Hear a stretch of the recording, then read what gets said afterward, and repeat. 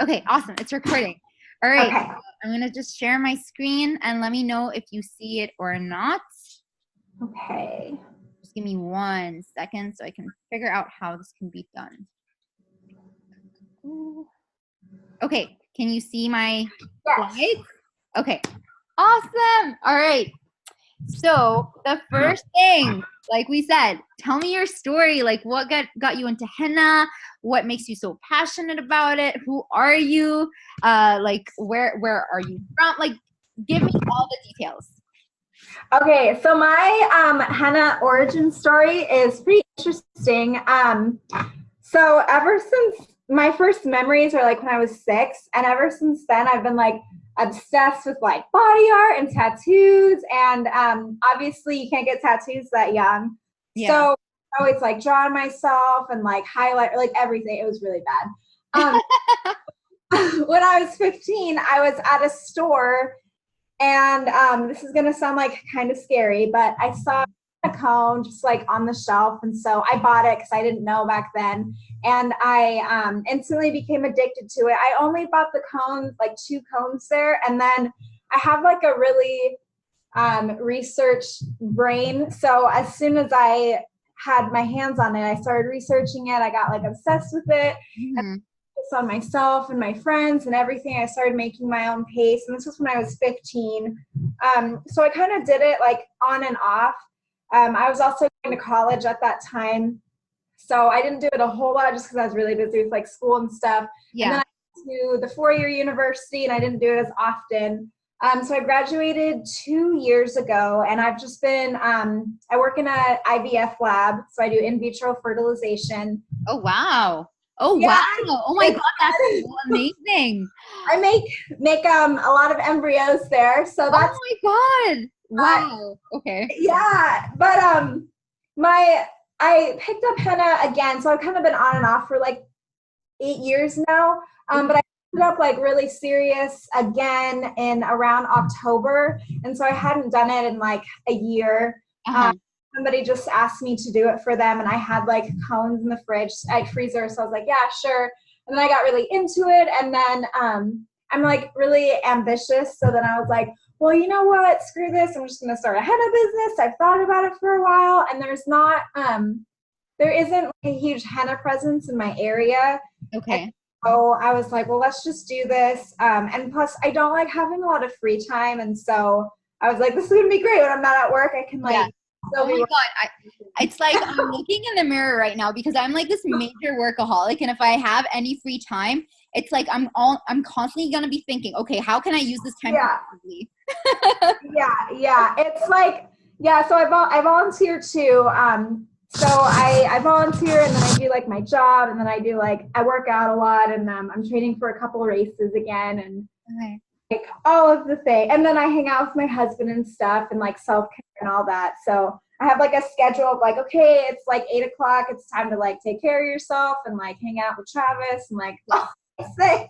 That's so amazing. Oh my God. I do the exact same thing. That's crazy. Like I'll schedule in like my, what do they like my free time or how my pastime, I guess, or my time with my husband as well. So I'm like exactly the same way. Oh my gosh, that's funny. Yeah. So amazing. So tell me what gives you passion about henna? Why does henna give you joy? Well, I've always been like really artistic. And I'm a huge proponent of body art and self-expression. So you can't really tell now. I used to have like a bunch of piercings and like gauged ears. I just like put some silver in my hair. That looks super cool. Thank you. It took forever, but it's finally there. And then like I dress like kind of, I mean, they're like really chill or like kind of crazy with my clothes. And I think what people do with their bodies is really cool. Yeah. As well as just doing art myself. So I do a lot of like DIY and painting and sketching. And so henna's kind of like a mixture of both of those things. Yeah. And so it's just like, I don't know how to explain it. It's like something I have to like get out of my body and into the world, if that makes sense. Yes. Oh no, absolutely it does. If I'm not mistaken, It's just I had to go like through so many applications. But if I'm not mistaken, I think you were interested in doing more boudoir. Am I right? Yeah. I'm interested in like that, and like I want to do like big things. Like I did like a festival this weekend, which don't get me wrong, it was fun, but like I was kind of doing the same thing over and over again. It was like the little designs, and I was like, oh my god, like this is cool. So boring. I get that. Yeah, I totally get that, because I remember like in festivals and fairs, and then very quickly I was like, this is so boring. Like I want to spend my time on the design. I get that. I totally get that. Okay. Yeah. So the reason why this is always like the first question I ask for several reasons. First off, okay, hold on, I just need to check right here. Okay, so first off, a lot of people are gonna make you doubt whether or not you can turn your henna into a career. Okay, and you always have to remind yourself why you're doing this, right? Like when I first started out doing henna, my dad did not take it seriously whatsoever. Like he actually set a rule, because I'm from Egypt and I was like about to immigrate to Boston to do my master's there. But anyway, he was like, you're not allowed to do henna when you're in Egypt. You can do it like abroad all you want, but as long as you're back, you stick to your corporate job, your academic job, whatever that looks like. And there's just going to constantly be people that are going to make you doubt whether or not you can turn this into a business. And it has nothing to do with you. It's just a manifestation of themselves, because they don't see it happening for themselves, right? So it's a reflection on you. So you always have to remember why you're doing this. That's the first thing. The second thing is we're going to take your story and incorporate it into your brand. Right? Because that's how you're going to capture people. You need to humanize your brand as much as possible. I mean, here's the thing. I am not the best henna artist in the world. I mean, I walk planet Earth. I walk on the same planet Earth as someone as amazing as Henna by Divya, right? And do you know Henna by Divya? Yeah. She's amazing. Her work is amazing. It's outstanding, right? I'm not as good as her for sure, but I still manage to get bookings because people will trust me as an individual. They see how much value I'm offering. They see my story, like why I got into henna, and that's my selling point. It's not necessarily the designs that I'm doing, but it's because who I am as an individual being my brand, right? So we want to put your story and the brand in there some way, somehow. Okay? Okay. And we're going to basically talk on how exactly to do that. Cool? Okay, sweet. Yeah. Awesome. Oh, I'm sorry. Something that I needed to mention. In a lot of the slides, and like a few of the slides, there's going to be like something that pops up that says homework. Okay. I want you to pay attention to those slides, because that's what you need to do on your end. So I'm going to be providing as much material and as much information to you as possible, but none of it is going to matter if you don't implement it, if you don't actually act on the strategies that I'm going to be sharing with you today. Cool? Okay. Yeah. Awesome. Okay. So the first thing that we need to address, and unfortunately, I have still yet to see another henna artist doing this, but the first thing you need to address is identifying who is your dream customer, right? Yeah. Because let's approach it this way. Would you rather, let's say you have a knee injury, for example, okay? Would you rather go to a generic doctor or to a physiotherapist who specializes in knee surgery, for instance, or in knee problems? Which one would you prefer to go to? Definitely the specialist. Exactly. So that's what you need to do. You need to specify. You need to niche down, right? Because if you're trying to address everyone or the masses, you're actually going to attract no one at all. Okay. So you already kind of have an idea. You say that you want to do more big pieces. You want to do boudoir, right? That's the client that you're after. But I also want you to go even deeper than that, right? So what does your dream customer look like? right? And I want you to dive not just into things like, oh, she's a female, or she's 20 years old, or she makes so-and-so income. No, like get into the value systems, get into the belief systems. How do they spend their time? Where do they spend their time? Which cafes do they go to? Where do they shop? Like be as specific as possible, because everything that you're going to be doing in terms of the content that you're putting out there, in terms of the relationship that you're going to be forming with other people in the industry, in terms of the hashtags that you're going to be using, it's all going to fall back on who your dream customer is. Okay? Now, the good news is I'm going to be sending you a worksheet to help you figure out who that is. Like, this is an exercise that you should not be doing lightly. Like, it should not be a 5-minute thing. I would say even spend an entire week on it. Like fill the worksheet out and then come back to it another day and then tweak it, right? Because don't take this lightly, because this is going to be the backbone of your entire brand. Okay? Okay. So I want you, like right now with me and you, I want you to think 2 things. First thing, which were your absolute favorite projects that you worked on? And the second thing is, think of your favorite customer that you've ever worked with throughout your henna career. What made you gravitate towards them? Why did you like them so much? So let's sort of bounce ideas off each other right now. Yeah, so my one of my favorite customers, she actually started coming into like my drop-in henna events, and then I have been using her as like a henna model to kind of like get some of my ideas out there.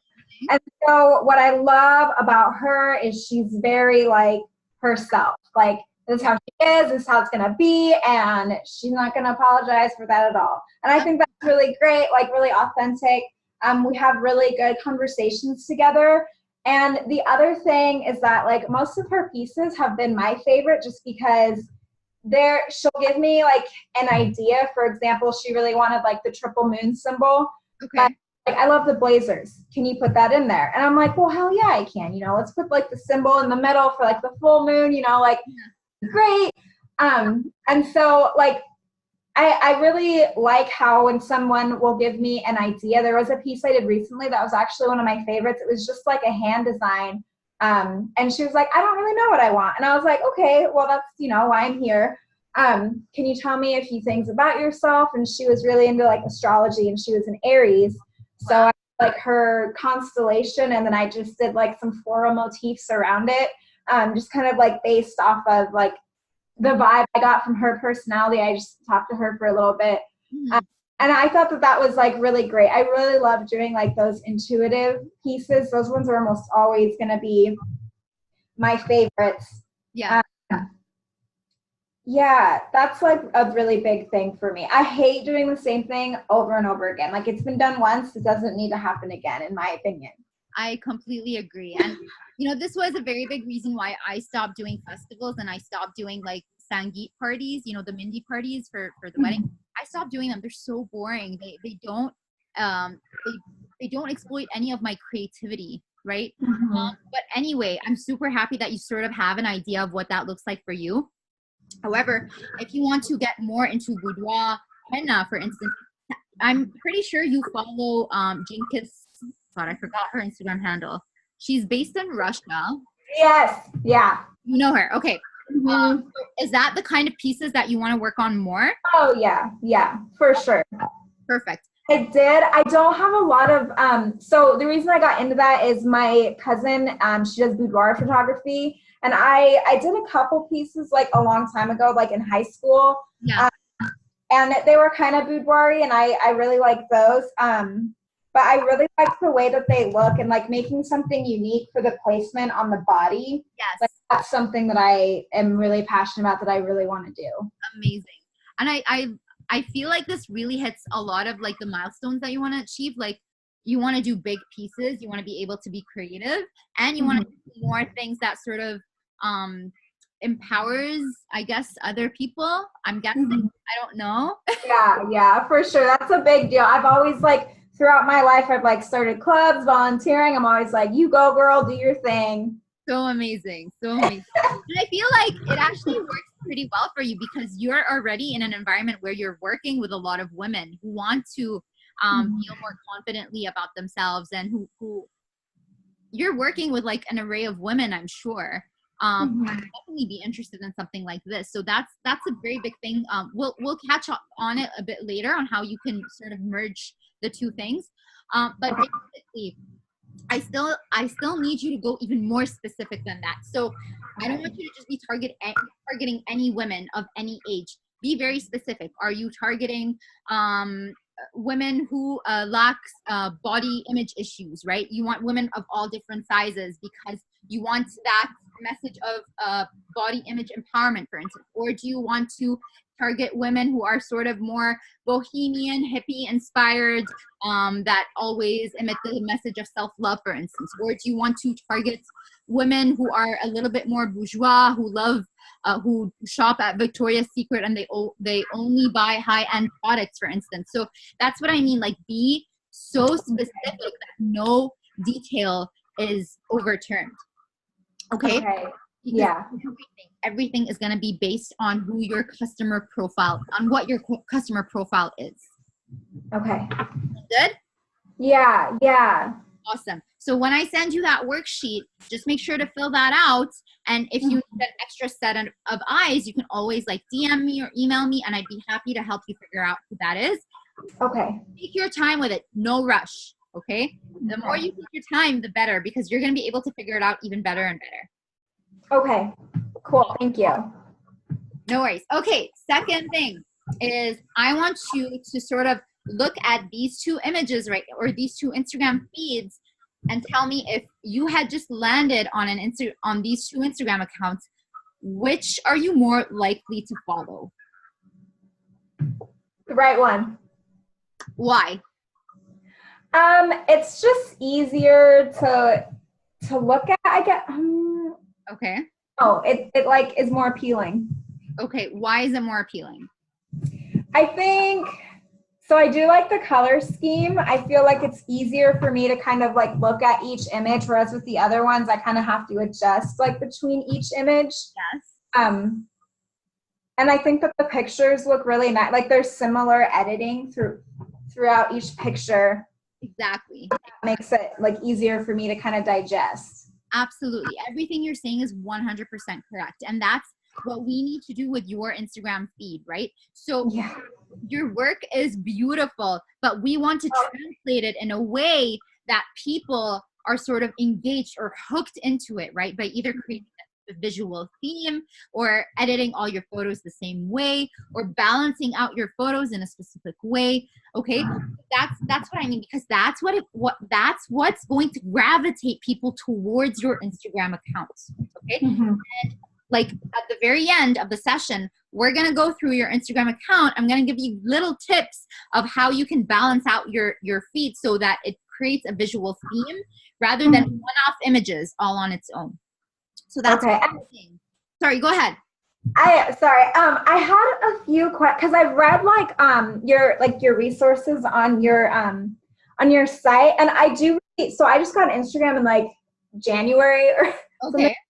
So I'm kind of late to the party, but one of the things is I want to create a theme, but I'm really inspired by nature, and I really like dark editing style. So is there a way to kind of do that rather than just like picking one color, kind of like going for like 100%.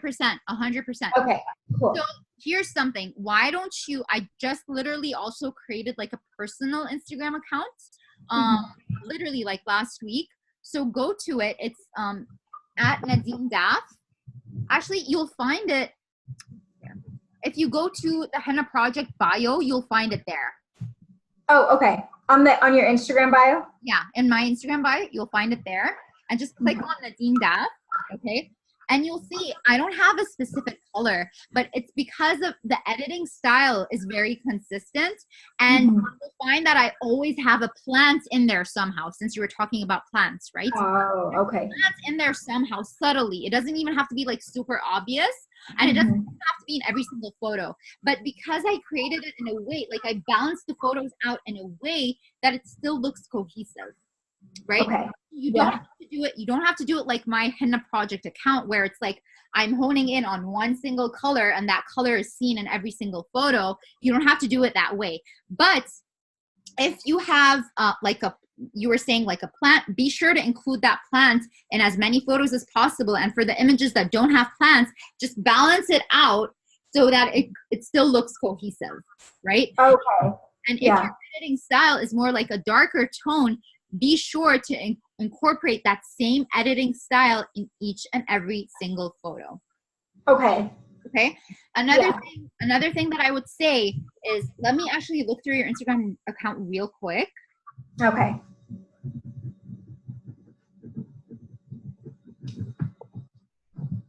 Okay. So another thing that I would say is, for example, you have the first 6 images are very color dense photos, right? But then you have this one-off image that is sort of like whitish. Yeah. What I would do is I'll have a color dense photo and then like a more minimal photo, a color dense photo, a minimal photo. And that way it's a little bit more balanced. Okay. Make sense? Yeah. So here's an awesome example. Do you follow Toko Mindy? I'm not sure. Let me write that down. Toko? Yeah, Toko Mindy. And it's really funny because she has my same branding colors. Oh. Yeah, but you'll see that she has one black and white image, one teal image, one black and white image, one teal image. And that's how she maintains her feed. Okay. Got it? Okay. Yeah. Kind of like Gypsy J. She'll do like black and white and then like a color. Exactly. Oh my God, Jody is amazing. I'm so happy that you follow her. I really like her stuff. Yeah. No, she's by far like the kindest human being ever. But anyway, that's not the issue of the topic. Yes, exactly.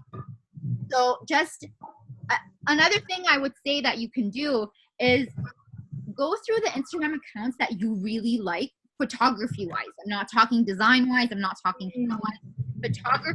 photography and theme wise. Okay. Look through them with a critical eye and try to figure out why is it that I'm gravitated towards this Instagram account, right?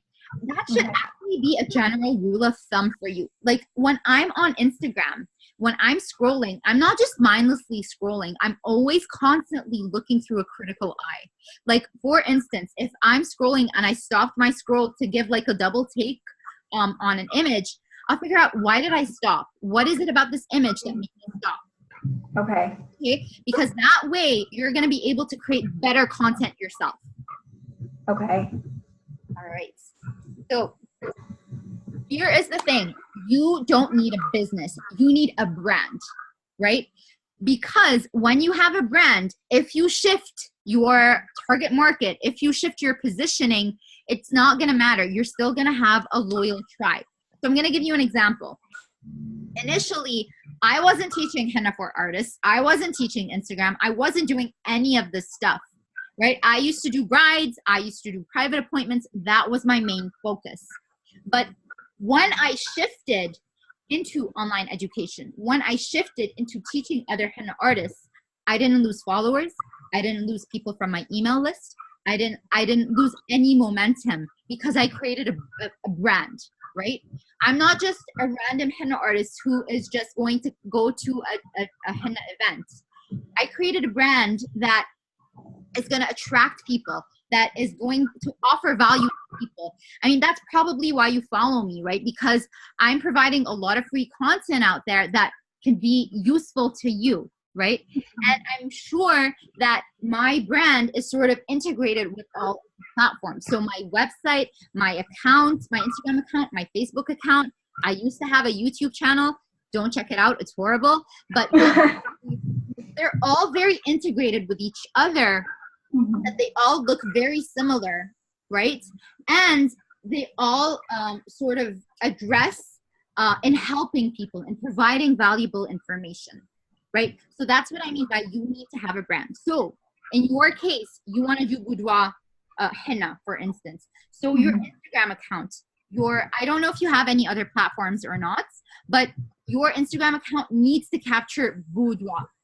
That should be your main focus, and all of the content needs to address that. Okay, and we're gonna dive a little more on how to do that. Okay. Okay. Do you have any questions so far? Yeah, I do. So I do like, and I don't know if I'm being overly ambitious here. So I do like really want to do like the boudoir style, but I also like really want to do like private big appointments. So is it possible to like focus on both? Yes, 100%, because they're cool. They're both aligned, right? Because they're both big pieces, and even though it doesn't necessarily have to be boudoir, but if you're gonna do big henna design pieces, it's probably gonna be like on a very big portion of the body. So it's kind of gonna be similar to boudoir, but it's not necessarily boudoir. But yes, absolutely, you can do it for sure. Okay. And if you want more big pieces, if you want more boudoir, then that's the kind of content that you need to be showing. Okay. Okay. All right. Okay. So the first thing that we're gonna do together right now is we're gonna list down the adjectives that you want to be remembered by. Because here's the thing, people are not gonna remember you for your henna service. They're not gonna remember you for your designs. They're not gonna remember any of that. What they're going to remember is how you make them feel. Okay. Okay? People will buy out of emotion. They're not gonna buy out of logic, especially for a luxury service like henna. Mm-hmm. Okay, so when I came to sort of shift my own business, I listed down, what do I want to be remembered by? What do I want people to feel when they interact with my brand? I want them to think that I'm friendly. I want them to feel that I'm warm. I want them to feel like I'm helpful, right? So what are the adjectives for you that you want to be remembered by for your henna business? So for like the business or the interactions with myself? Both. Well, I really like the self-love. Okay. And so making like people feeling special about themselves, Okay. like that inner fire. Yes. What's the good word? Confidence? Absolutely. Okay. Confidence. Self-love. So, yeah, and I want, let's see. I want them to feel unique, because henna for me has always been like a way to be unique and special. Perfect. And I want them to feel that as well. And then, let's see, I want it to be very creative and intuitive. So like, for example, people coming to me like, hey, I like astrology. And I'm like, say no more. I got it, Amazing. Yes, absolutely. So far we got self-love, we got confidence, we got creative, right? Mm-hmm. Did I miss anything? Unique, intuitive. Did we say that? And intuitive? Okay. That's awesome. Okay, that's a very good start. So since those are your adjectives, you need to make sure that your content matches those adjectives, right? So for example, I'm just going to show you like in my feed here, for instance, I want people to remember my brand as helpful. So you're going to find at the very top image, the middle square, how to price your henna work, right? Yeah. That's going to be helpful to other henna artists, right? So that's so for example, you said that you want people to be confident in themselves or to have self-love. Maybe put an image on there of a woman that's in a very strong standing position with her henna design on her, and write a caption that reflects what self-love means and how people to self-love themselves and feel confident about themselves. Okay. Okay? Yeah.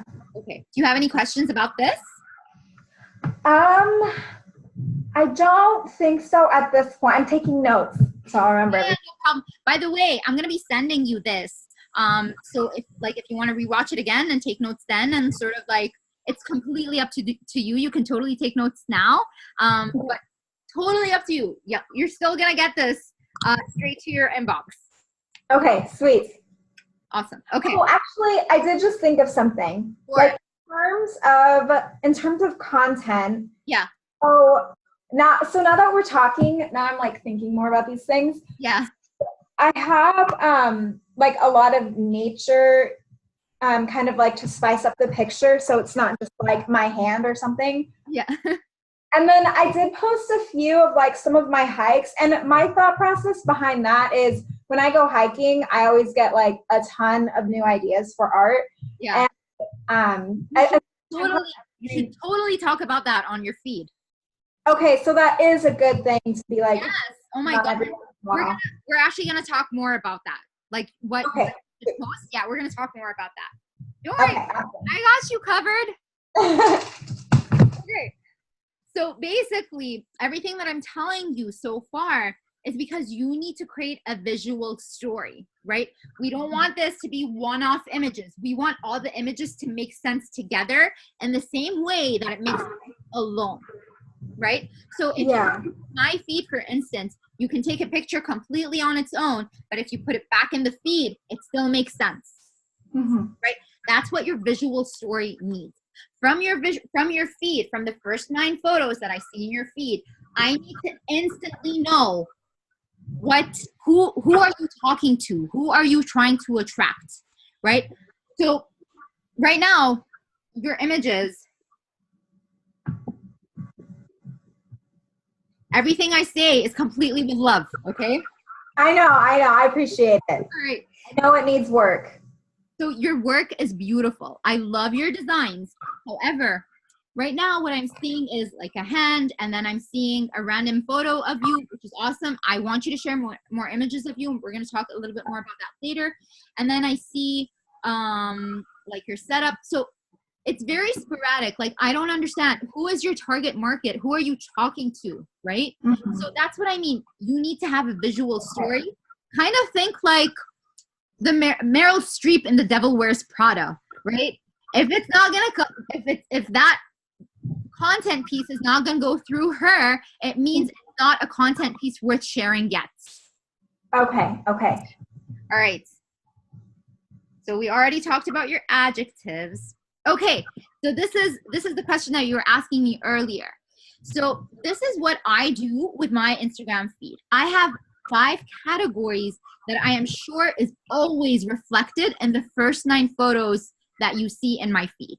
Okay? So those 5 categories are, it's going to be a bridal piece. It's going to be something personal about me. It's going to be my workspace. It's going to be an Instagram or a business tip and a quote.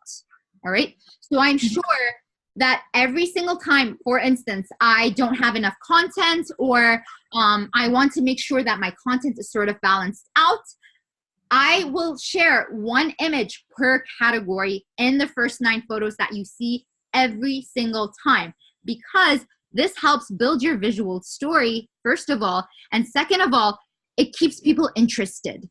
Because if you're posting an image of a design on a hand over and over again, or a design on a back, without like much visual story there, people are gonna get bored, and you're not gonna stand out as a henna artist, right? So to figure out together what your 5 categories are to make sure that you're always creating content pieces to match those 5 categories. Okay. So what do you suppose that's gonna look like for you? So definitely a boudoir piece. There you go.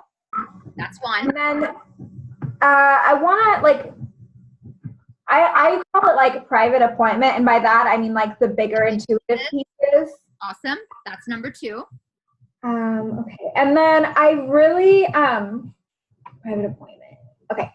I really have found that I love flat lays. Amazing. Like, I love flat lays. They're amazing. Yeah. Easy to do. Yeah. And I want to, because I think what I can do is, because I have like a lot of things in my house and stuff that I think can still kind of go with the adjectives that we like described earlier. Absolutely. It is nice because, I do work full time too. I have like 10-hour days. So sometimes I don't get to henna every day. So like having like kind of that filler. Exactly. And that's actually a very big reason why I do quotes, because they act as very good filler content when I'm just like really stuck. Okay. Go ahead. Oh, sorry. I want to do like nature as well because we are the evergreen state. And so that's kind of what made me think of my name. And it's where I get most of my inspiration. Amazing. I wanted to make it like more personal. Like, here's this hike I just did, like with my dog in my backpack. It was super cute. So amazing. Oh my God. What kind of dogs do you have? I have a poodle. He's not right now, but I have two poodles. The one in my backpack I've had for 14 years, and he's just like a spoiled little fluff, but I love him so much. That was like a 7-mile hike, like just like up, and he was just sleeping. So adorable. He made me work for it. Work. Yeah, it's great though. I mean, that happens like every time we go on a trip. Oh my God. Yeah, but so he's a good boy. But I think it would be nice to like I would like to kind of post like some pictures like of like the scenery, but also like me interacting in the scenery as also I've done like I did a local yoga challenge where I like Evergreen Henna like gave away a prize or something. So I do have like a lot of those yoga pictures. Yeah. A lot of yoga people like tag me, so in my mentions it's like mostly yoga stuff. Amazing. So and that kind of fits into like self-love because for me I was just gonna say that really complements the whole issue of self-love and confidence and at peace with yourself. So that's amazing. I love all your categories. They really complement one another.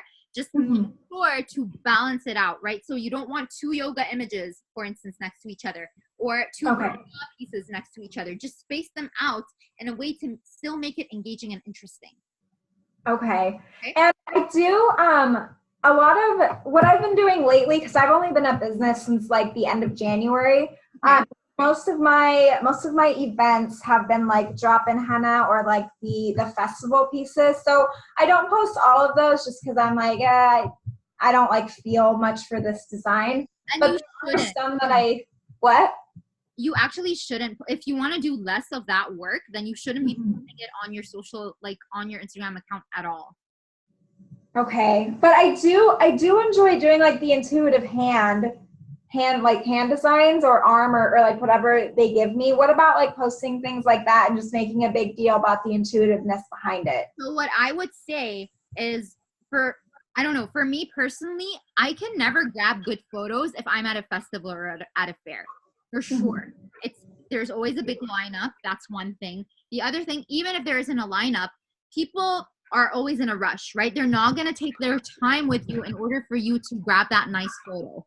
The thing is, I don't just like snap a picture and I'm done. I will snap literally like 100 images before I'm able to get that good image. Yeah. Right? So if you're at a fair or at a festival, that's really difficult for you to achieve.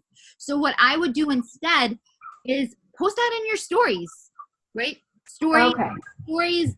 I mean, you actually need to be on stories every single day just because stories, a lot of people spend more time on stories than they do on Instagram posts.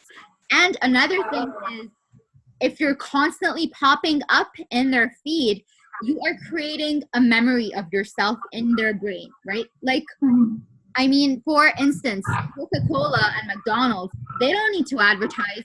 They don't need to pay millions of dollars in advertising, but they keep doing that because they always want you to keep remembering them. They always want you to have them at the top of your mind. And that's what stories is going to help you do, right? So for the mediocre content or for the festivals or the fairs, put that on your stories. And for your Instagram posts, that's where, like I said, that's where it needs to be the Devil Wears Prada approved. Okay. Got it. Good so far? Yeah. Okay, awesome. Wait. You want to move on? I do have one more question about stories. So on the day, so I work at my other job Tuesday through Fridays. And like I said, it's like a 10-hour day as well as like life stuff. Yeah. So those days, if I'm not always doing henna, what is some good content to be posting? Because I don't want to like, it's not Snapchat, so I'm not really sure what to post. Yeah. So again, it's all going to tie back. Are you talking about stories or posts? I'm sorry. Stories. Stories. Okay. So for stories, I mix it up all the time. So there are days where I'm just gonna be like posting an image of or even a video of maybe me with my dog like walking in. It's actually my friend's dog, but anyway, my dog walking and I'm just working, for example, or I will post a story about like where I'm talking about my henna journey and why I love doing henna so much. Or in your case, I would say post stories of things that are about self-love. You can reshare content from other people and post it in your stories who convey the message of self-love, right? Mm-hmm. So just do that. Or even you can talk about, you can post a story about your day, right? But I would say just make it interesting somehow, like make it into more of a life lesson rather than, oh, this is what happens in my day today. Instead, it can be something like, let me try to think of an example. Okay, so a few days ago, for instance, it's not henna related, but a few days, for instance, I wanted to buy a book. And I was running low on my funds. And I figured there must be a free way to get my hand on this book. So I went to the library, I looked up Kindle, I did everything that I could, and I found that the library can give me access to the book for free for like an entire month, right? Yeah. So I can post a story about that and say the life lesson here is when there's a will, there's a way, for example. Right? So you can do that, but have it related to henna, have it related to self-love. So you can talk about, for instance, how one time you saw someone grabbed an image of you and all you can fixate on was, I don't know, something that you don't like about yourself. But you found that a lot of people were engaging with that photo and they really like that photo. And your life lesson from that is you are only going to be insecure about yourself, even though other people view you in a positive way. So that can be something else. So just like daily rants, for instance, or you can post, you have possibly like reviews or testimonials. Oh, yeah. Yeah. Put that on your story and even save them as your highlights. Like you'll find in my Instagram account, if you like go through my highlights, you'll find reviews, and it's just reviews of other people from the past, and I saved it in my highlights, and that way if someone is second guessing whether to hire me or not, they can just go through my reviews. So you can do that. Okay. Trust me, there's like an abundance of ideas. I think you just have to sort of train your brain into it. Okay. So like if I, sometimes with a busy day, I'll unwind by like going for a walk in nature. Yeah. What about like something like that? Yes. Oh my God. 100%. For sure. Okay. Show your dogs. Like show your dogs over your story. They're gonna like doggy images and videos. They do so well. Right? Yeah, my dogs are so cute. I kind of hope he like wanders in here soon so I can show. He's like literally a cotton ball with like eyeballs, and he's so cute. Yeah, so you can post a story about that, like how much you love your dogs, and that's another thing. It will humanize your brand even more, and it will attract people who love dogs to you as well, or people of common interests. Okay, cool. Thank you. Yeah, no problem. All right. So remember when I'm talking about like those little homework pop-ups? All right. So first thing is I'm going to be sending you in 2 days. I'm going to be sending you a worksheet so that you can figure out who your dream customer is. Please take your time with it. Don't rush it, okay? Because it's really, really, really important. So that's okay. The second thing. Okay. Let me go grab my charger. My computer's about to die. I just noticed. Sorry. Go ahead.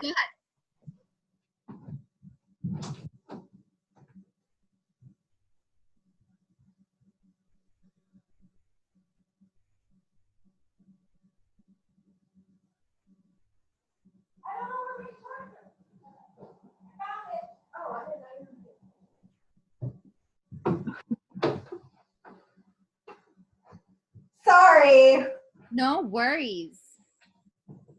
I forgot how much stuff I was doing on this thing today. Okay. All good? Awesome. Okay. So the second thing is, and we actually kind of did it right now, is just list down your 5 categories that you Okay. want to be reflected throughout your Instagram account. And the third thing, and we're going to talk about this right now, is I want you to look at Instagram from a much more critical eye. So the next time that you're scrolling, and I want this to be a constant habit of yours, okay? Don't just mindlessly scroll for the sake of scrolling. Scroll with a very critical eye. Oh, I like this design for that reason. I like this image for that reason. And here's something that a lot of people don't know about Instagram is that you can save images in boards, okay? So I'm going to show you, I'm going to give you an example right here. All right. So you see this? Yes. These are all my boards. So I'm going to have a board on henna products, for example, because these are images of henna products that I've liked. For instance, I have a board for photography inspiration. Okay. I have a board for back designs that I've liked. So that's what I mean. Like, go through Instagram, and every single time you see an image that you've liked, save it into a board, right? So in your case, I would say, you don't necessarily have to limit just to henna, right? You can even follow like different boudoir accounts, like boudoir photographer accounts, and save images of poses that you've liked, and save that board and name it poses for it. And you can save another board of fashion outfits that you feel is going to go well with a henna design, and call that fashion. And save another board that is boudoir henna designs that you want to try out, right? Just keep saving, and each and every single week, go through your boards and see what kind of content that you've liked, because that's going to give you an idea of the kind of content that you should be sort of creating, but in your own way. Okay. Do you have any idea how to save them, or do you want me to give you a run? Yeah, that's like that like banner sign. Yes, exactly. Like a little tiny bookmark sign. Just save that, and then you just click save to collection, and then you can either create a collection. I call them boards, or a collection, or whatever. And just keep creating collections, and every single week just go through the collections and analyze. Okay, that's really gonna help build. I call it like Instagram muscle. Right? And because you have to be, as much as you are a henna artist, you actually also have to be a content creator, because that's how you're going to attract both followers and customers. That's how you're going to build an audience for yourself. Okay. All right. Now, here's another thing that is so freaking important. And this is what really, really, really pushed the needle for my own business. And this is how you create a brand and not a business. By offering value without expecting anything in return. Okay? So let's say you randomly found me on Instagram just the other day. Would you have paid for this mentorship? Probably not, right? Yeah. Probably not. I don't know how long you've been following me, but maybe you've been following me for a certain amount of time, and I've been constantly giving free guides. I've been doing Instagram lives every single week. I have a Facebook group. I do an email newsletter that's being sent out every single week with valuable information. And I've never charged a single dollar for any of this, right? Which probably prompted you to trust me in being your mentor, because I offered valuable information to you without expecting anything in return. Okay?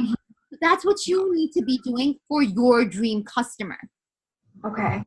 So think, what is your dream customer's struggles, right?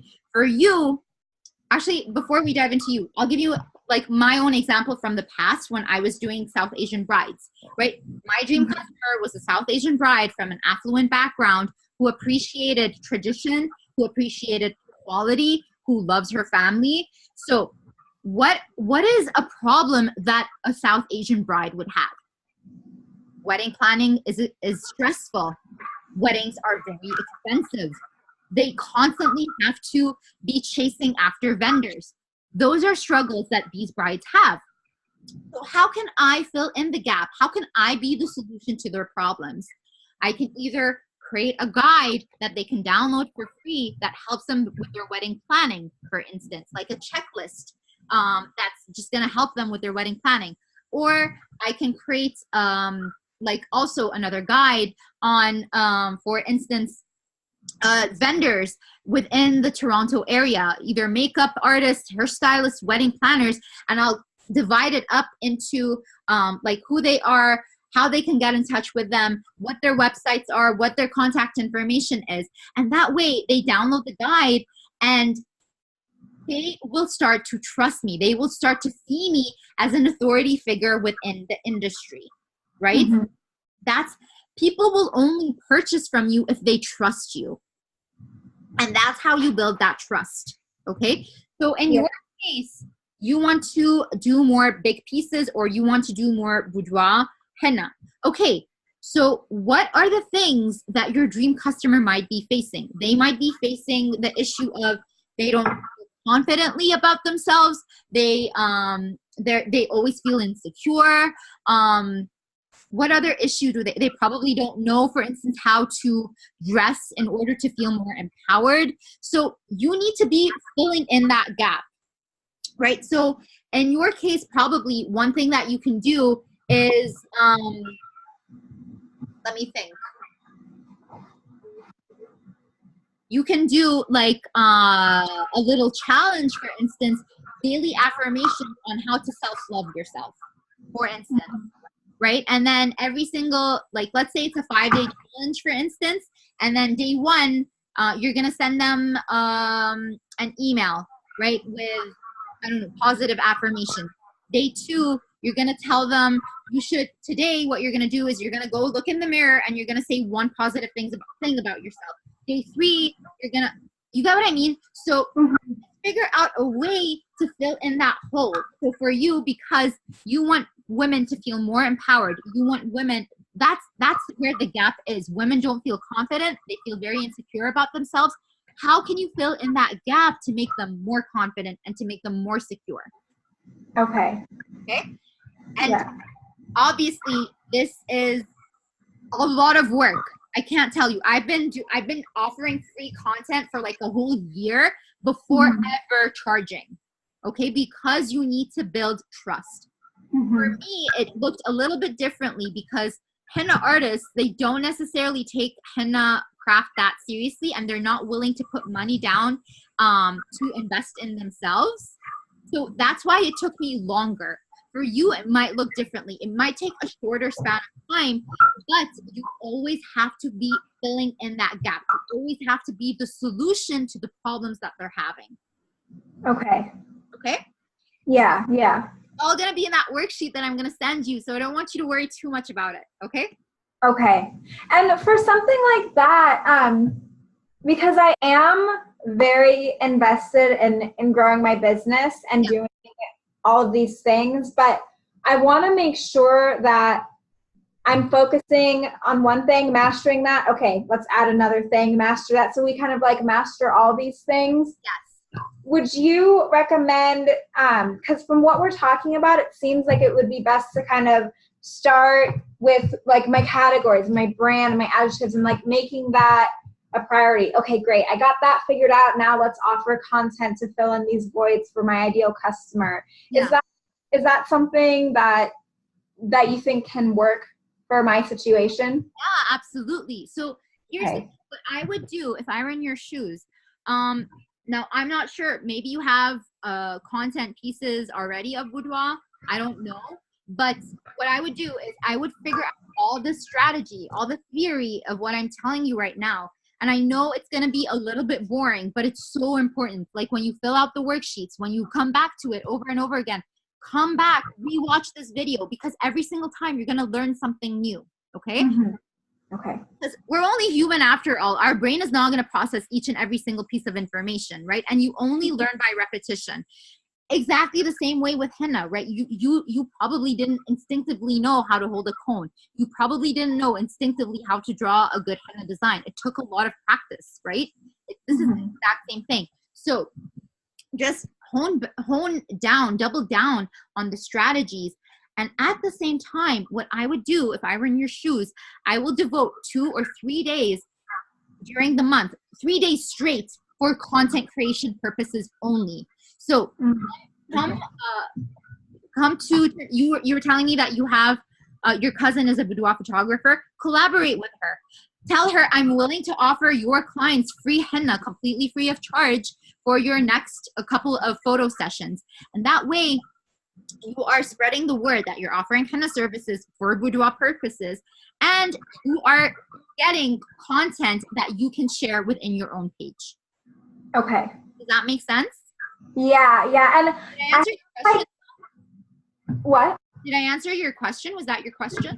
Yeah, for sure. And I really, I'm really excited about like the content creation days. I have some time. I think it's like 2 weeks. I think I'm really booked for like 2 weeks. But after that, I have some free time. And so like, I think like now is a really good time for me to figure out, okay, what am I going to do with those days? How am I going to make the most of that time to like push forward as things get busier, like in the summer? Yeah. So that's really helpful. Awesome. I'm so glad. You know, and this is what I do. I mean, I'm right now, I used to handle 4 Instagram accounts. I'm not kidding. I used to be an Instagram manager for 4 Instagram accounts. Now they're limited to 3. And this is how I do it.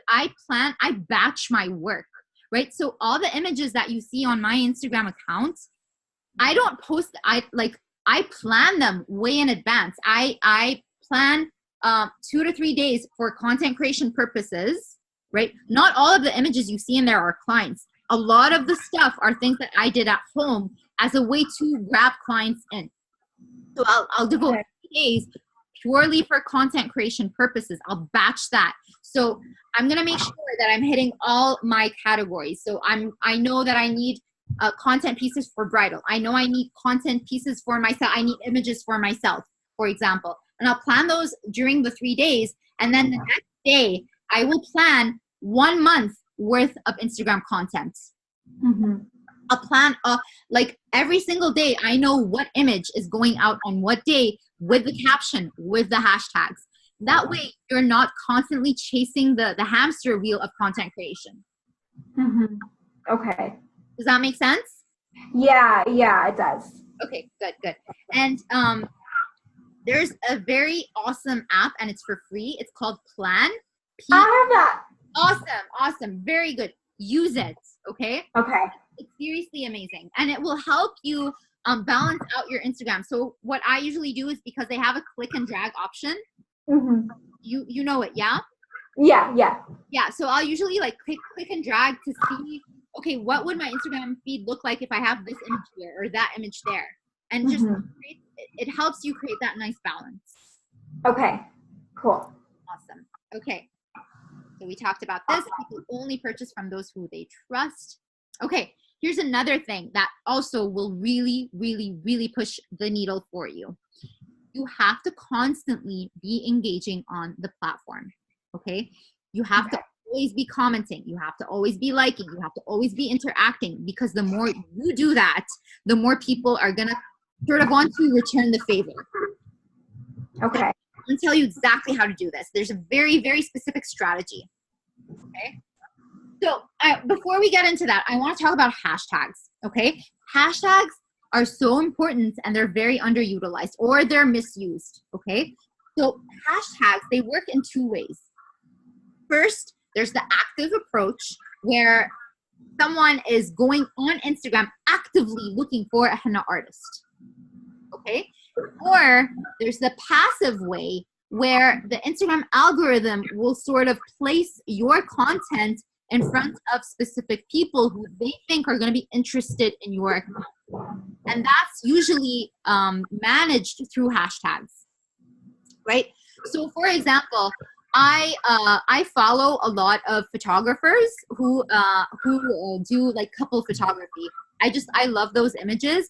So in my explore page, Instagram will recommend more accounts like that based on the hashtag. So that's the exact same approach, right? So the Instagram algorithm actually helps you they try to place your content in front of people who are likely going to be interested in your account. However, you need to be very strategic with the hashtags that you're using, because that's the only way Instagram will understand where to place your content. Okay? Okay. So the hashtag, you should only be using hashtags that are in the 50,000 to 200,000 results, right? Anything beyond that, do not use, because you're going to get buried. You're not going to get found. So let me have a look. I think I remember seeing.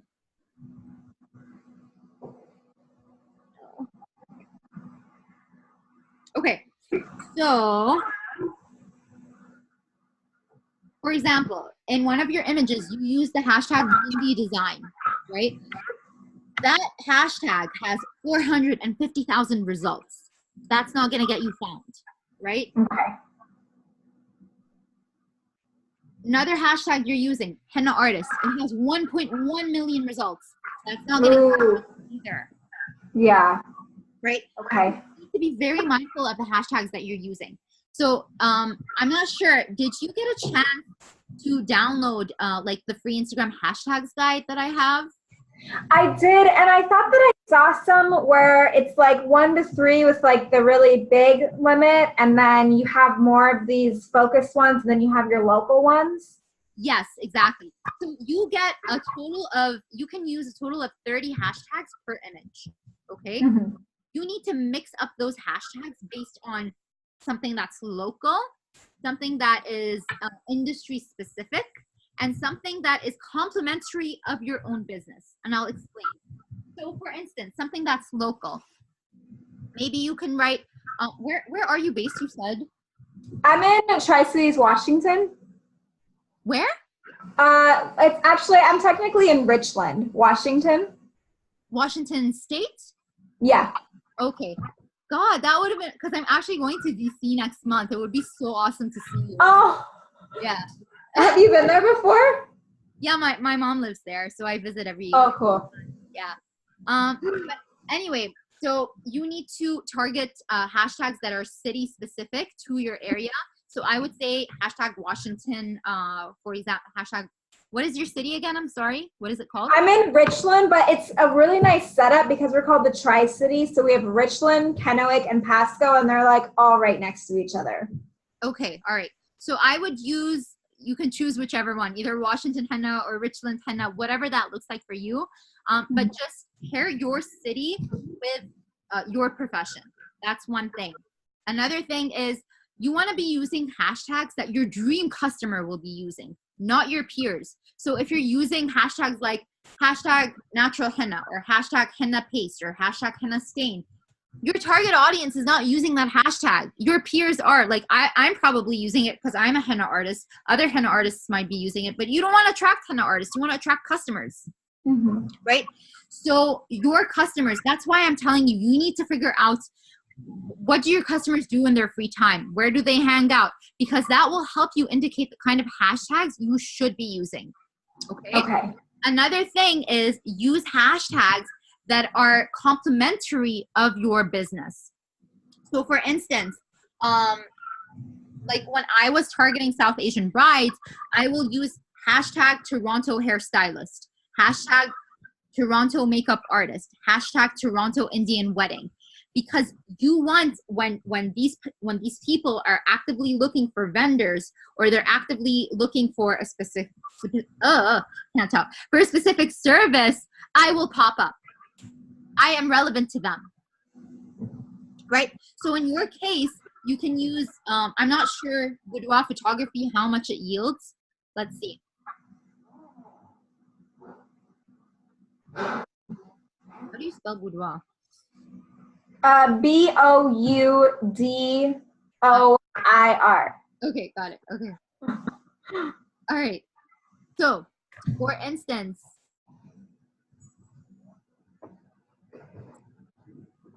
you can use the hashtag boudoir model that has 191,000 results. That's much more likely. Or you can use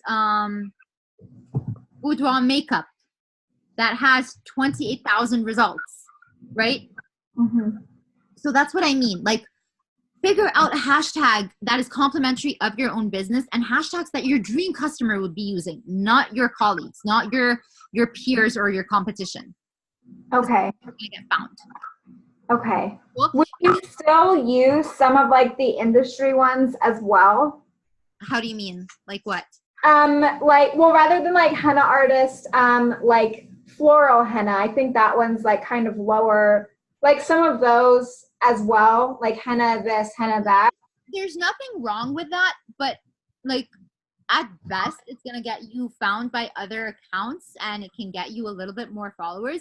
However, honestly, you shouldn't care about followers. What you should care about is clients, customers, because you can have a shit ton of followers, but if they're not buying from you, like what good is the follower, right? I would rather you have a small follower list that is very highly engaged of people that are going to be customers, right?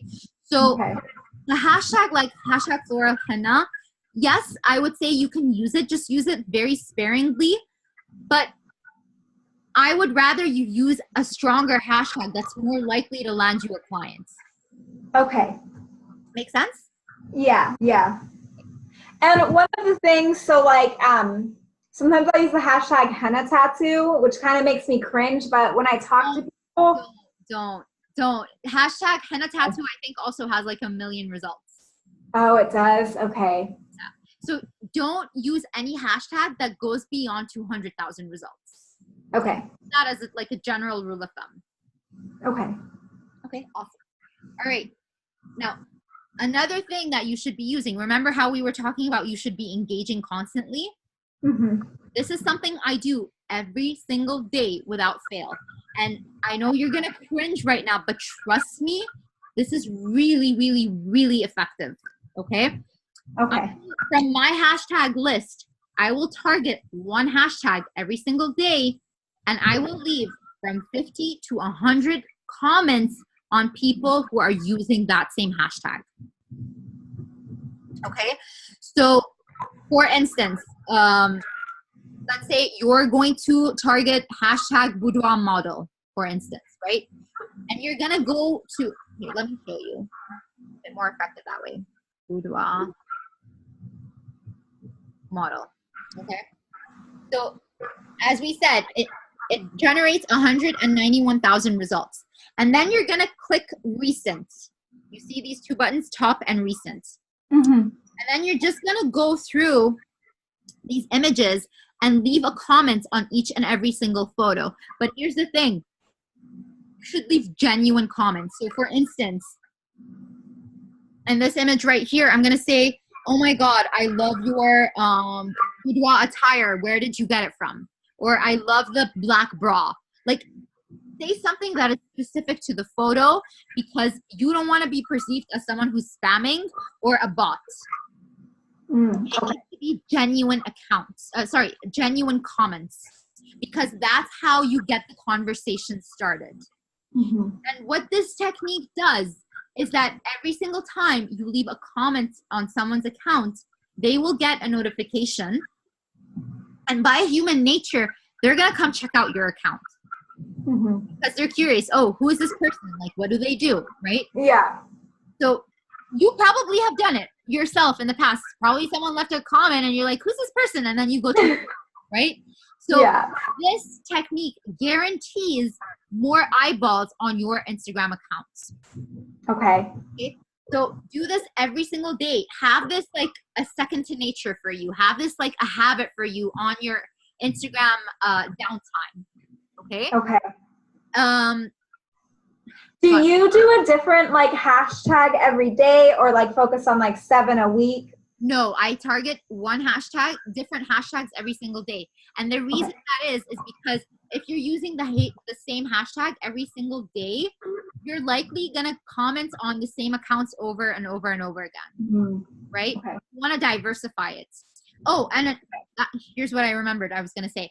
Another thing, the reason I click recent as opposed to top post, like I'll comment on the most recent account, is because it increases the likelihood of them being on Instagram right now. You See what I'm saying? Another is if you're commenting on top posts, the problem with that is the reason why they're on the top posts is because they have a lot of engagement anyway. They have too many comments, too many interactions on that photo. So if you place a comment there, it's probably not going to get found because they have too many engagement on that photo anyway. Okay. All right.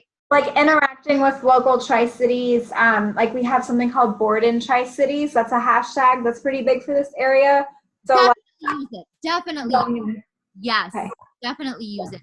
That's what I'm talking about. Like, identify who your dream customer is. And since it's your area, it's a pretty popular hashtag within your area, 100% use it. Okay, awesome. Cool. Okay, the second thing of how you should engage and interact yourself is by targeting more established businesses that are complementary of your own.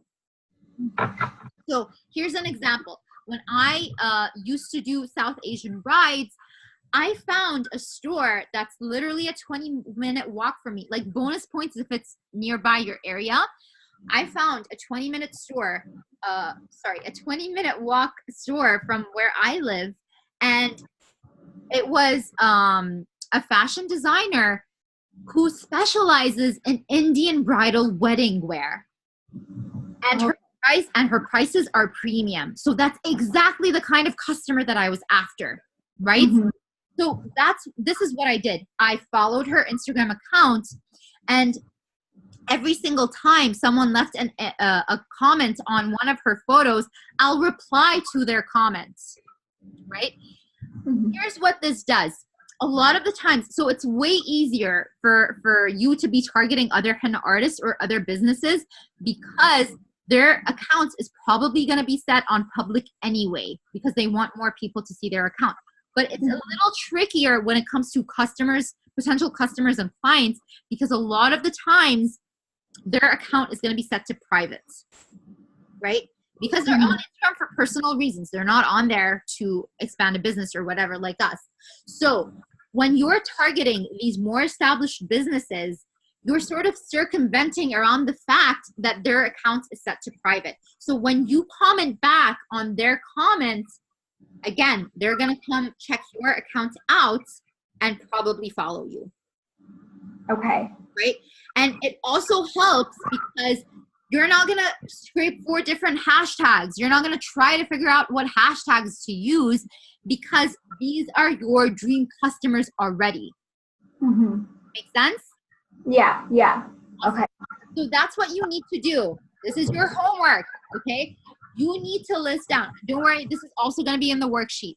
But you need to list down what are the established businesses either within or outside your area that is complementary of your own, and make sure to keep an eye out of their Instagram posts and comment back every single time someone leaves a comment on their photo. So if somebody comments on a complimentary business picture, then commenting on their comment? Yes, reply to their comments. Even if it's not on like my material? Yes, exactly. So for instance, so I'll give you an example. Let's say someone, I don't know, pick any random image that you like from here. I like the one with her showing her back and she's looking over her shoulder. Wonderful. Let's say I left a comment on there. You don't know me, right?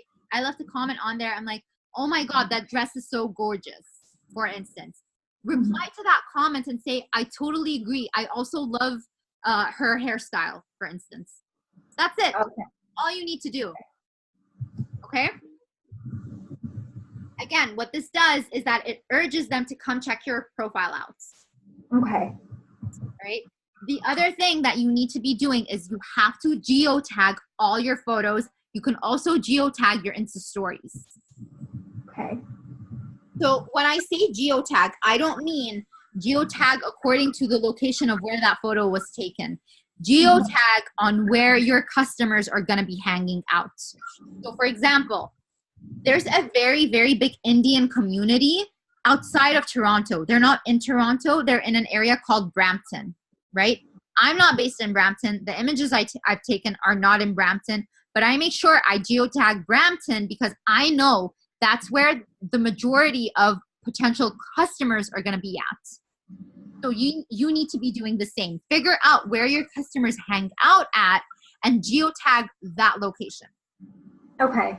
Okay. There's actually something that I needed to talk about here. Don't remember.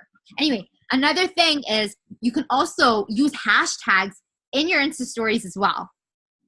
A lot of people don't know this. I would recommend use up to 5 hashtags in your story and hide it.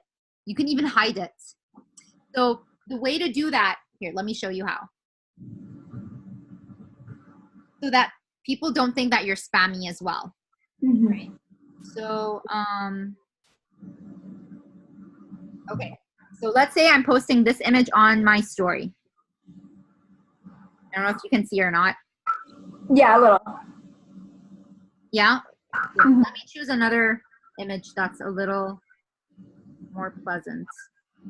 Okay, let's say an image of me. Can you see that? Yeah. Okay, and I'm gonna write down hashtag, I don't know, henna teacher, for instance, okay? So right now you see the hashtag, right? Yes, yeah. Okay, so what I'm gonna do is I'm gonna pinch, I'm gonna pinch so that the hashtag is like really, really small. I'll keep pinching, and now it's completely invisible. Okay. And that way you're hiding the hashtag, but you're still gonna rank for that hashtag even in your stories. Oh, okay. Cool. Okay. Awesome. All right. Okay, some bonus stuff outside of Instagram that's still gonna help you with your business. Mm-hmm. Number 1, you need to join Facebook groups, like a lot of Facebook groups, okay? So you need to join both henna Facebook groups and Facebook groups that's where your dream customer is going to be at, right? So I'll give you an example. When I'm targeting South Asian brides, I found a Facebook group of the Indian community. It was called Indians in Toronto, and I joined that Facebook group, right? That way, when I have a service or someone is asking for help, henna related or any other, I will be sure to be there, and I'm active, and that way I'm building rapport and I'm building a name for myself in that Facebook group. Okay. Maybe you can join Facebook group of boudoir photographers, for instance, and you can tell them, hey, I would love to collaborate with boudoir photographers. I'm offering this service. Would you be interested in doing a joint service together or a package deal together, right? So that's one way you can do it. Another thing is maybe join a Facebook group of women empowerment in your city, right? So be very active in Facebook groups, because trust me, they're super effective and they help you build relationships with people in your industry. And that's actually the second point, is that you have to establish relationships with people in the industry. So for your case, you need to establish relationships with photographers. You need makeup artists. You need people who understand in fashion, right? Because all these people are really going to help you in client referrals, and they're like, knowing these people all on its own is going to help you also create content. So for instance, I just got to know a photographer a few days ago from a meeting that I've attended, and she was struggling with Instagram, and I told her I'd be more than willing to help you with Instagram. And she told me, I'm going to offer you a free photography photo shoot, right? So relationships help you, not just in your business and life in general even. Okay? Okay. And lastly, take part in photo shoots. And that's, thankfully you already have your cousin who's a photographer herself. So create actually direct a photo shoot, not just like random images that you're going to snap. Like, come up with a concept for a photo shoot, for example. Like, you're talking about self-love and confidence. Let's think of a Disney princess, for instance, who conveys the image of self-love and confidence, and theme your photo shoot around that Disney princess, for instance, right? So Yeah. by creating photo shoots, that's really going to help you push the needle, and you're going to be able to share it online. And if anything, you can also submit it to magazines online to help spread your exposure. Okay. Okay? Yeah. Awesome, awesome, awesome. All right, so now we're gonna get into your Instagram deep dive. Are you ready? Okay. Yes. Great. Open your Instagram profile. So we're gonna like run through this, like the wind. Okay. I heard my husband laughing at me right now. Okay. Okay, I'm here. Awesome. Okay, so the first thing, let's talk about your bio. Okay. So your bio is good. However, we can still make it stronger, right? Okay. So your bio is really important because it's kind of like how you introduce yourself to the world, right? People will check your bio. They usually check the bio to see, okay, who are you? What are you offering? Why should I be following you? Mm-hmm. That's what the bio should capture. So in your case, I would, first of all, I need your name in there. you should have your name in there, okay? Yeah. The second thing, you can actually use a hashtag within your bio. So you can say, for me, for example, the hashtag that I used in my bio is hashtag Toronto Henna Artist. That way, when people look for that hashtag, I pop up. Okay. Another thing that I did is in my name itself, see here, at the top, it's henna artist and educator. And that way, when someone types henna artist, I also pop up. I think in your case, you can even write henna in Evergreen, for example, or henna in Richland in your top name. And that way, when someone's typing, Evergreen henna. Yeah, so you can write Evergreen henna and then dash henna in and then your location. Okay. Okay. Another thing I would say is I would remove private appointments, parties, events, and maternity because that's way too much, right? Okay. Specialized. So I would say boudoir henna artist or boudoir henna specialist, for instance. Okay, and then you can write like a nice, cute little tagline. I will help you feel more confident about yourself. For instance, why should people follow you? Right? That's your tagline. Okay. And I would leave the certified henna artist, the ICHNA. I would leave that because it adds credibility to you. Possibly featured in magazines or anything like that. I did like a news show. Local, but that was just on TV. Write that down. Say featured in and then tag the TV or whatever. Okay. Okay. Just a heads up, you do have a 120 character limit, so I would be very strategic about it. Okay. So that's one thing.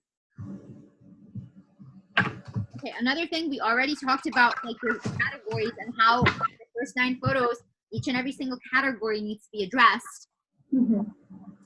Don't forget to geotag your photos. I don't see any geotags in here. Better start geotagging, okay? Let's see. We already talked about your hashtags. Okay, here's another thing. I would use your captions.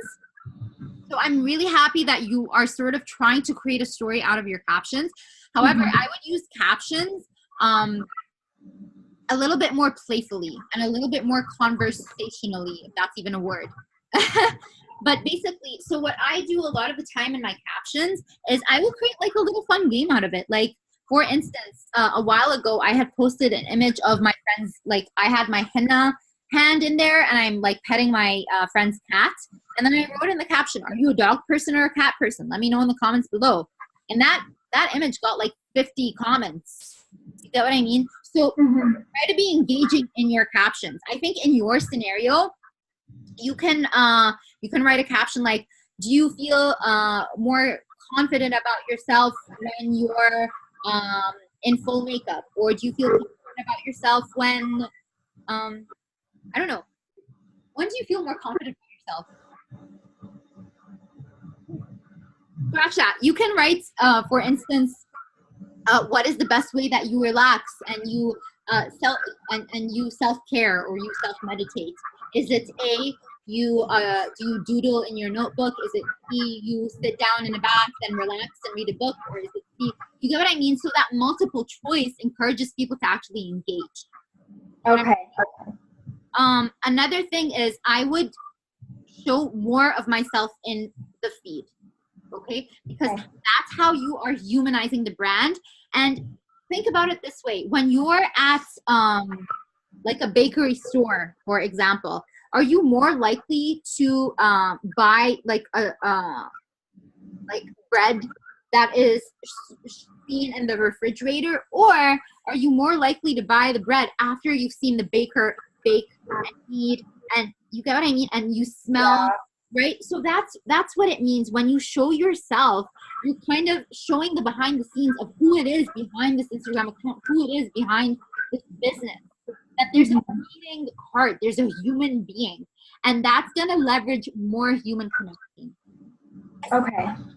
Especially with boudoir, because boudoir photography, it's very vulnerable. It's very scary for a lot of women. They need to feel like they can trust you, right? And the more you show yourself up in your feed, the more likely they're gonna trust you.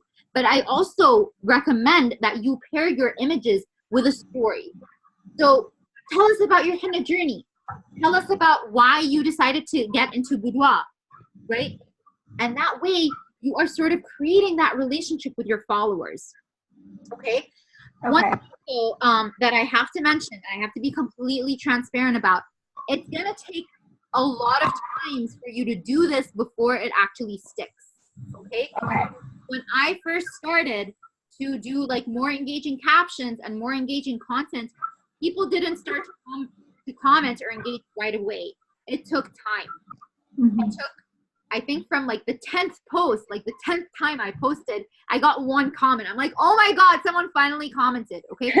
So stick with it. Don't feel frustrated. It is completely normal for you to hear crickets at first. It's just because you haven't warmed up yet.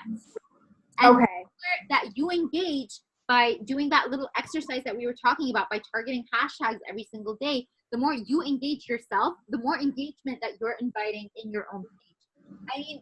I mean, it's kind of like, I'm sure your mother told you, treat others the way that you want to be treated, right? It's exactly the same with Instagram. The more you engage yourself, the more engagement that you're inviting as well. Okay. Do you have any questions so far? I don't, not at this moment. Let me go back to my page, see if it was answered.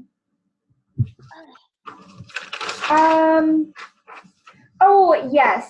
So, and this is kind of going back a little bit, but some of the things, I know that I said I want to be focusing on the bigger pieces, but I also want to be focusing on things that are unique and fun. So sometimes, like, for example, especially since I do work, like, I'll do something on my hand or arm that I think is like so cool and unique. So like sprinkling those in there as well, is that going to mess things up?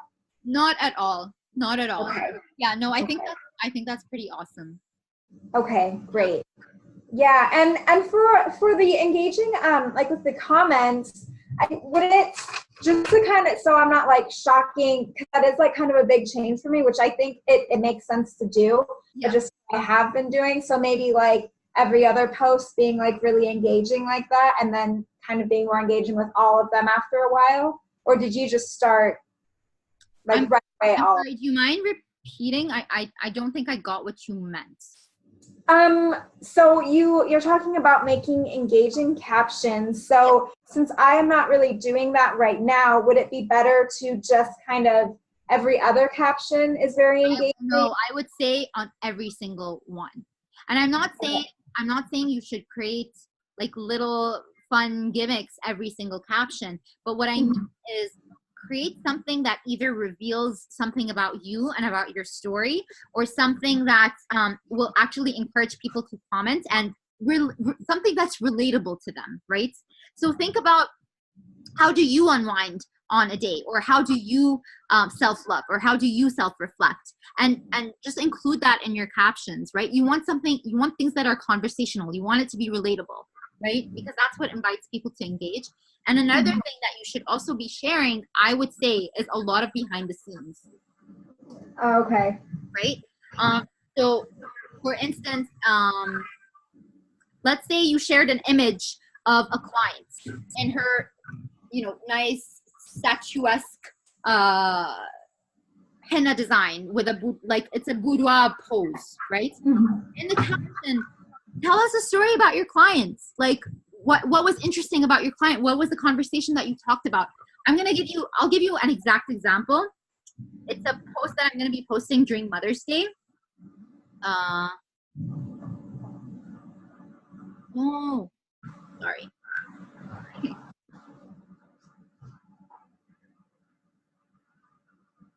Okay.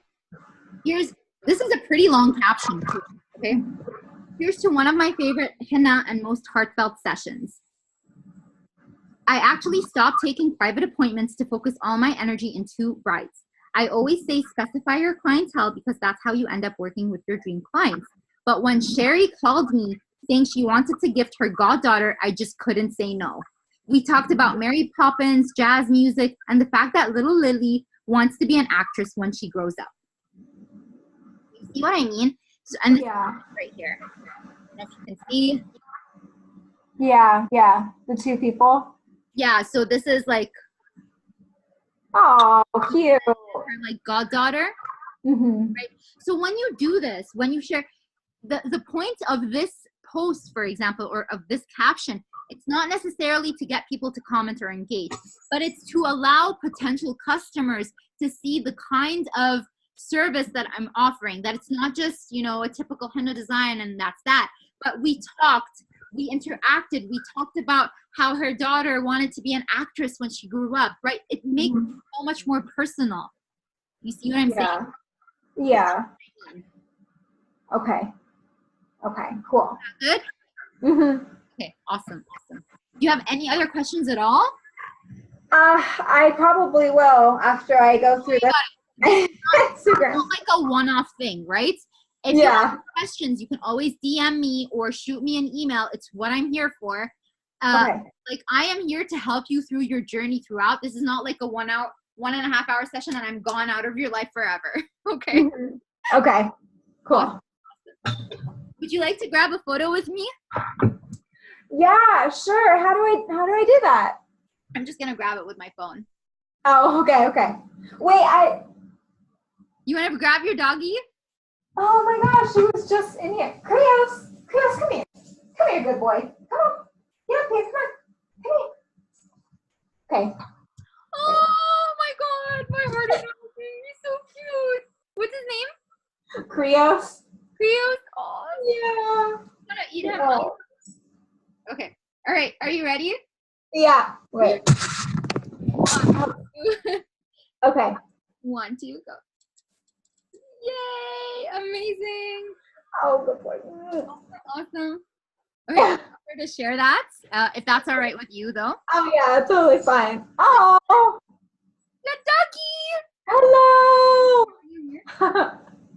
Yeah, the little puggy. Oh.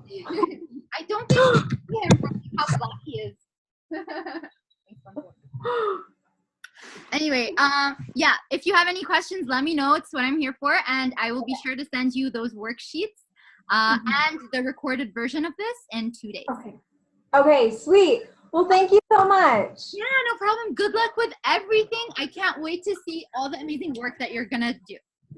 Oh my gosh, yeah, I have a lot of planning. It's gonna be great. Yeah, you're gonna be awesome. I don't doubt it. Thank you. Bye. Have a great night. Have a good rest of your night. Thanks. You too.